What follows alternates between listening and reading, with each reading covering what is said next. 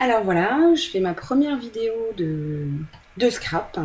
Donc pour vous montrer un petit peu ce qu'on a prévu de faire pour la prochaine séance au sein de l'AGF, donc qui aura lieu normalement le 24 janvier.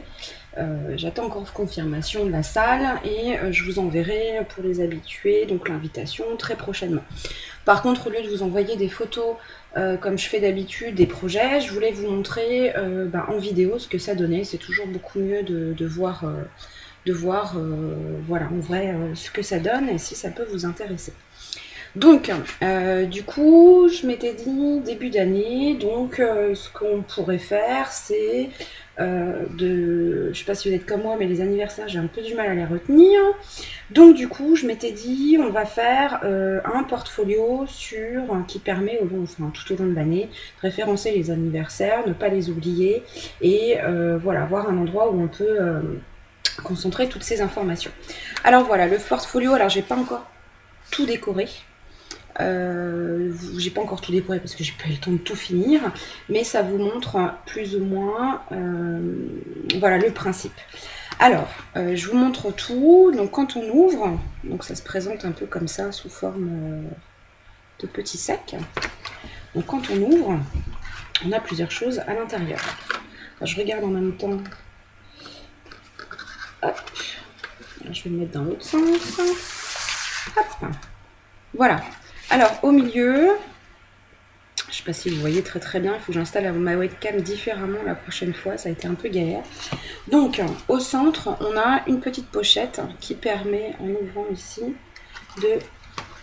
d'avoir un endroit pour stocker du papier ou alors les petites cartes d'anniversaire en préparation.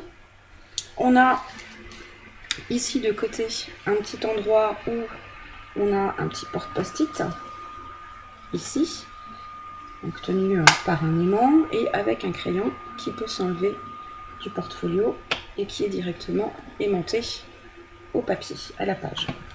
De l'autre côté, on a aussi possibilité de mettre des petits tags qui peuvent servir de mémo, en fin de compte, dans votre portfolio. Alors j'avais essayé de mettre une bande magnétique ici, de sorte que ces petites choses viennent s'aimanter. Mais j'ai testé des bandes magnétiques qui sont pas géniales. Hein. La force n'est pas géniale, donc il faut que je change le système. Et ici, de chaque côté, donc en haut, on a donc tous les mois. Là, ça va de 1 jusqu'à 6. En ouvrant ici, donc on a un système d'aimant qui permet de retenir tout ça. En ouvrant, donc on a la possibilité de noter tout simplement tous les anniversaires. Alors, moi ce que j'avais pensé, c'est justement lorsque vous ouvrez, vous avez un post-it, vous écrivez, là j'ai écrit maman. Donc imaginons que ce soit en avril, ça me permet de stocker tous les anniversaires. Alors, je peux mettre les adresses, je peux mettre ce que je veux. Lorsque on se trouve, par exemple, au mois d'avril, ici, donc là j'ai mon petit post-it, en mémo, je le mets devant, comme ça j'ai les anniversaires du mois et les cartes à réaliser pour ces événements-là.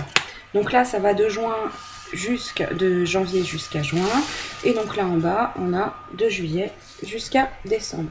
Et toujours le même principe, des aimants avec les cascades qui permettent de noter toutes les informations. Alors bien sûr, pendant la session AGF, on n'aura pas le temps de tout faire. Donc au niveau de la décoration, on ne va pas le faire. Par contre, le but c'est d'aborder des techniques. Donc la technique, ce sera principalement de découvrir comment effectuer des pochettes avec des systèmes.